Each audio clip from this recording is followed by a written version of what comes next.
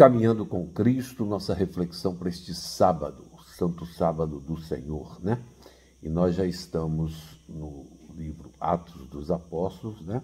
E capítulo 7. Né? Capítulo 7, ele vem logo depois da prisão de Estevão, né? Estevão foi preso, né? E logo em seguida, então, no capítulo 7, ele faz o discurso, né? O discurso de Estevão.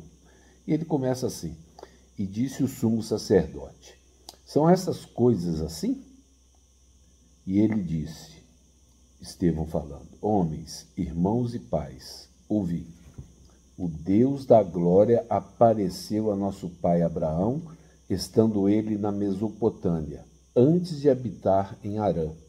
E disse-lhe: sai da tua terra e da tua parentela, e vai a uma terra que te mostrarei.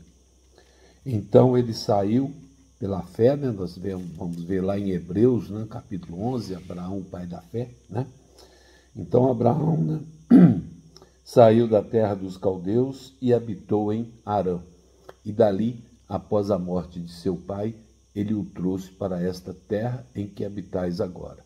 Então Estevão começa a descrever vários temas, vários assuntos, vários fatos que ocorreram, né? Tá certo?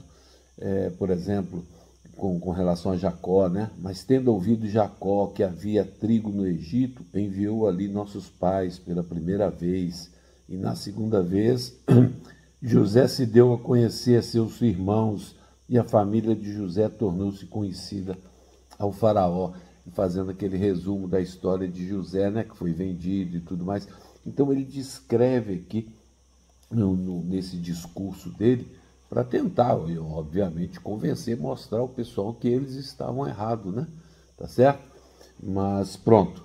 Depois ele fala também de Moisés, né? Naquele tempo nasceu Moisés e era muito formoso e foi criado por 3 meses na casa de seu pai, quer dizer, estava lá com os pais. Mas quando ele foi abandonado, a filha de Faraó o tomou e o criou como se fosse seu filho.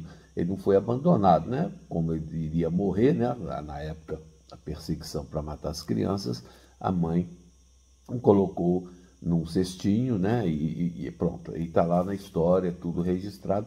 E ele fez aqui um resumo, né? Tá certo? Lembrando o pessoal para tentar mostrar que eles pudessem vir à razão, né?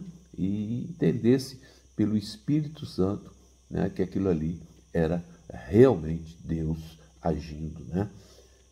E vendo um deles sofrendo injustamente, ele o defendeu e vingou o oprimido, matando o egípcio. Está falando aqui da época que Moisés, vendo lá, ainda no Egito e tudo mais, mas vendo um dos seus sendo perseguido, maltratado e tudo mais, reagiu e matou o egípcio, e aí teve que fugir, né? Certo? Uma coisa interessante, quando Moisés viu isso, né, e completado 40 anos, apareceu-lhe no deserto do Monte Sinai o anjo do Senhor, numa chama de fogo e numa sarça. Então Moisés contava lá com as ovelhas e tudo mais. Muito interessante esse capítulo, porque ele faz um resumo, né, da história aí, tá certo? Estevão faz um resumo: olha o que já aconteceu, vocês não vão crer nisso, né? Tá certo? Né? Ele alerta também, né? Quando eles fizeram um bezerro de ouro, né? E ofereceram sacrifício ao ídolo, o povo de Israel, né? E se regozijaram na obra das suas próprias mãos, mas Deus se afastou e os entregou para adorar a hoste do céu, como está escrito no livro dos profetas, né? Está escrito lá assim: ó casa de Israel, me oferecestes animais mortos e sacrifícios durante 40 anos no deserto? De fato, tomastes o tabernáculo de Moloque e a estrela de vosso Deus Renfã, figuras que vos fizestes para a adorar, né? E eu vos removerei para além da Babilônia. Aqui está fazendo uma advertência, né? Às questão de adorar a ídolos, adoração, imagem, que está contemplado lá nos mandamentos da lei de Deus, né? Está lá que não devemos adorar imagens, né? Nada, nada. né?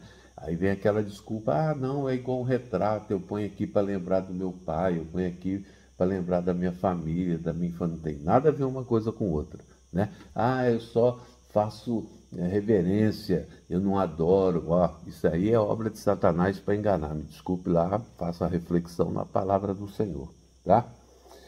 O Altíssimo, porém, não habita em templos feitos por mãos, como diz o profeta. O céu é o meu trono e a terra é o meu escabelo. Que casa me edificareis, diz o Senhor, ou qual é o lugar do meu descanso? Né? E ele descreve ali muito profundamente, né, para que você possa refletir, você e eu, obviamente, né, e ele tentando mostrar para o pessoal, e obviamente não teve êxito, porque na sequência nós temos o apedrejamento de Estevão, né? E vem aí, e eles ouvindo todas essas coisas, cortou-se-lhes o coração e rangiu os dentes sobre ele. Mas ele, estando cheio, Estevão, cheio do Espírito Santo, olhando firmemente para o céu, viu a glória de Deus e Jesus em pé à destra de Deus. E disse, eis que eu vejo os céus abertos e o Filho do Homem em pé à destra de Deus, né?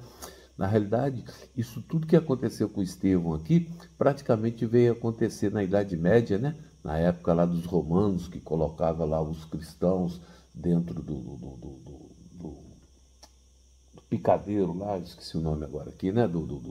Enfim, e ficavam lá e soltavam os leões famintos, né? É isso que aconteceu, né? Repetiu, tá certo?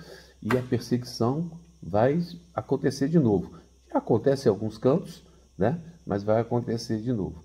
Então, e eles estão expulsando da cidade, eles começaram a apedrejar, né, a Estevão, que invocava a Deus dizendo, Senhor Jesus, recebei o meu espírito. E pondo-se de joelhos, clamou em alta voz, Senhor, não coloques este pecado para eles carregarem. E tendo dito isto, adormeceu. Adormeceu, morreu, né? Porque nós sabemos que a morte é um sono profundo, né? E assim é o capítulo 7, né? Então Estevão tenta se defender entre aspas, né? Mostrar o erro do pessoal que o estava condenando, tá certo? Então, daí a importância de estudar a palavra do Senhor, você entender direitinho o que está acontecendo, o que está por vir a acontecer, que está tudo profetizado.